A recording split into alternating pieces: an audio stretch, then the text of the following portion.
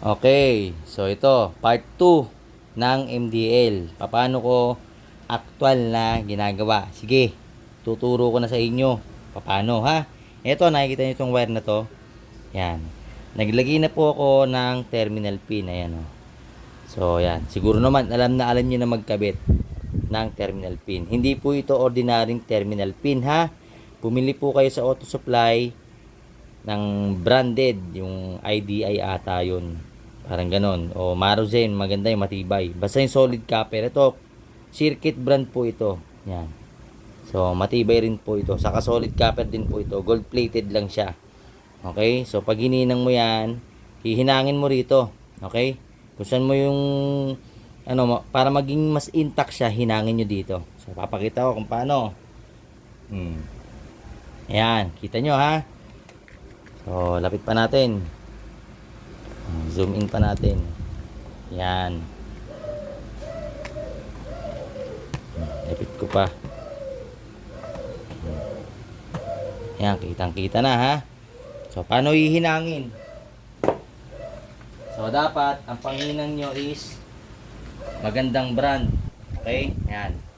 Ako ang ginagamit ko 60 watts. Then soldering iron is either Ichiban or yung Rubicon. Okay, para maganda yung hinang, kailangan 60-40. May nakalagay dyan, may naka-indicate dito na 60-40. Yan, 60-40, 60%, 40%. Ganun siya. So magandang gamitin nyo. Makikita nyo naman sa paghinang nyo. Ayan, dito pa lang Ayan, dapat natutunaw na kagad yan. Ganyan. Then ihiga nyo po muna yan. Higa nyo lang muna. Antayin yung uminit, saka nyo ilagay yung soldering. Kahit malayo yung soldering, pag maganda pang hinang mo, kumakapit. Yan, ganon po. Yan, ganyan ang paghinang ha. Ngayon, na-soldering mo na siya, palalamigin mo lang ng konti. So habang hinahantay mo yan, dito tayo sa part ng MDL. Balik tayo sa MDL ito. Ayan, hindi napansin yung alalay kong dragon. Tingnan nyo na lang dito. Ayan, ito ngayon yung wire ng MDL, 3 wire to. So 3 wire lang po ito, Ayan, nakita nyo itong ginawa ko rito. Ayan, itong wire na to, yung ground, ikabit nyo po rito sa block. Ayan, iduktong nyo lang, ayusin nyo lang yung pagkakaduktong, tapos hinangin nyo. Yun yung sinasabi ko palagi, para maging intact yung connectivity nyo. Make sure magandang klase yung wire nyo ha. Ayan, kita ba? Kung hindi, ayan, gagamitin ko na naman si alalay. Ayun, alalay ni dragon. Hihinangin nyo po. Ayan, pakita ko ulit ha. Hinang.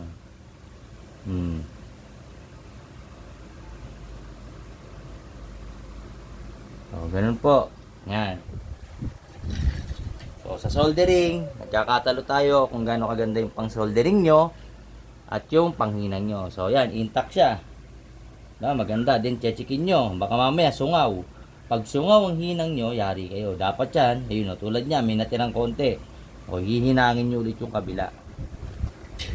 Pero mas maganda kung pagkaunang hinang pala kumakapit na. Hinangin nyo po ng mas maganda pa. Ayun. Yan. Pag nakahinang na, mas maganda na yung connectivity. Siguraduhin nyo lang po pag maghihinang kayo, naka-disable ang battery. Mas maganda po yun. Mas prefer ko pong naka-disable ang battery.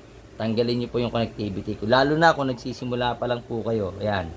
Then, pwede nyo lagyan ng shrinkable tube. Pero ako, hindi na ako gumagamit. Kasi nga, sa electrical tape, basta magandang klase electrical tape mo, hindi yung ilang buwan lang lusaw na, natatanggal na. Ito mas maganda. Yan. Okay, then lagyan nyo po. Ganun lang. Pabayaran nyo muna yan. I-double cover nyo po para hindi mag-shortening sa kabilang wire. Ganun lang. Yan. Okay, tapos ganoon din dito. Yan, nakikita ba? Yan, coveran nyo rin to. Hmm. Diba? O. Pag yan, nakoberan nyo na, yan, tulad yan. O, full cover na siya. So, ngayon, ito na yung ground mo. Ayan, pupunta na yan sa body ground. Ayun, o. Dito na yan sa body ground. Yan, kita ba? Hindi. Ayun, pakita natin. Ayun, o. Nasa body ground. Ito na yung body ground mismo. Kakabit nyo na lang yan. So, yung tulad ng sinabi ko sa unang video, magdadagdag kayo ng additional ground. O, ngayon, may natirang dalawang wire. Ayun, o. Yung dalawa, yung yellow, saka yung red. So, maglalagay na po kayo ng abang na wire. Ito yun. Yan, maglalagay na kayo ng abang na wire. O, ikakabit nyo na po yan.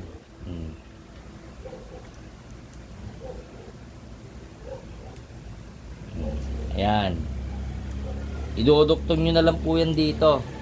O, magkakat na lang kayo based dun sa haba na kailangan nyo. So, ako, laging may pasobra. Yan, kakat nyo na lang yan. Then, iduktong nyo rito sa dalawang to. Pag duktong nyo, papunta na po yan dun sa 3-way switch. Okay? Papunta na yan sa 3-way switch. Yan yung high and low. So, dito na kayo magduduktong. O, madaling-madali naman na siguro yan. Kaya-kaya nyo na yan. Tapos, saan yung accessory? So, syempre, may accessory wire na akong umakyat dun sa taas. Hindi ako dumukot dun sa sakit. Pakita ko sa inyo ha. Ito, meron na akong wire dyan, umakyat doon, na lumabas doon sa head. Ito yun. Ito. Pakita ko na rin. Sige. Ayan.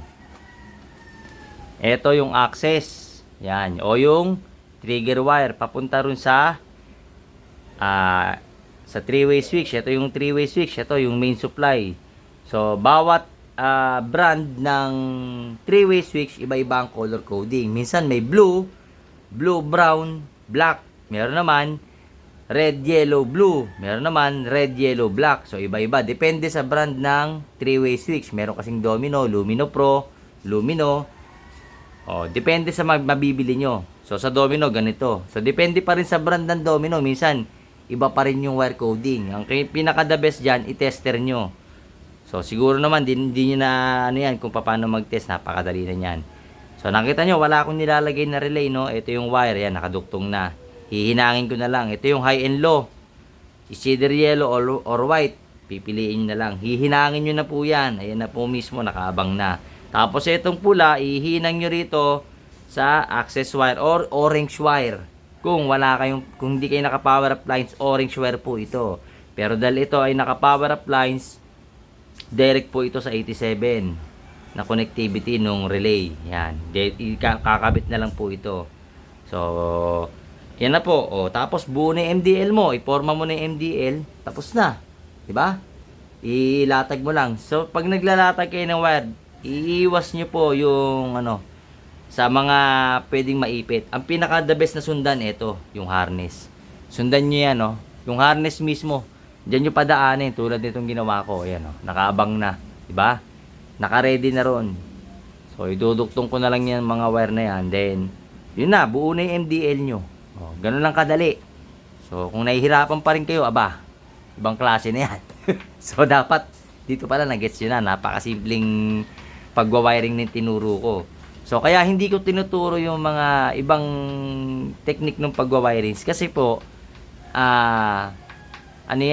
sarili kong diskarte yun. So, gawa rin kayo ng sarili nyong diskarte. Importante, alam nyo na yung basic.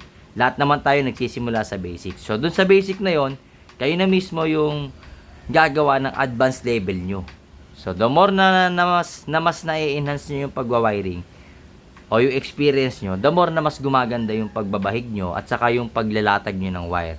So, hindi nyo na kailangan gayahin pa yung style ko. Kasi sa akin yun Gumawa kayo ng sarili nyo. So, ayan, nakita nyo, malinis yung head. Ito kasi dati ko na power appliance ito. Ayan. So, ganyan po yung head niya, Napakalinis po niyan. Wala pong dumi yan. Wala pong nakabalagbag na wire. Yan yung hazard niya. Tapos yung socket ng nag-additional din ako sa socket niya. Ayan, Kasi meron siyang dinagdag na naka-dual contact to sa, Yan, naka-dual contact na, dual contact na signal light, kaya naglagay ako ng additional socket. Hindi po yung duduktong nyo lang. Tapos pag nag-disassemble kayo, mahirapan kayo. So, sinabi na rin po ni Becky Works yan. Gagawa kayo ng sariling socket terminal para plug and play. Nauhugot, na ibabalik. So, bibili lang po kayo. Kung ayaw nyo pwede kayong gumawa. Ayan, ako kasi gumagawa ako ng sarili kong socket. Bumibili ako ng yung hindi pa buo. Para na-determine ko yung wire na gagamitin ko. Kasi may sizes tayong ginagamit o wire gouge. So, ganyan lang po. So, sana nag-guess nyo na ito. Dito, nakuha nyo na yung pag-install ng MDL. Doon sa nag-request, shoutout sa'yo.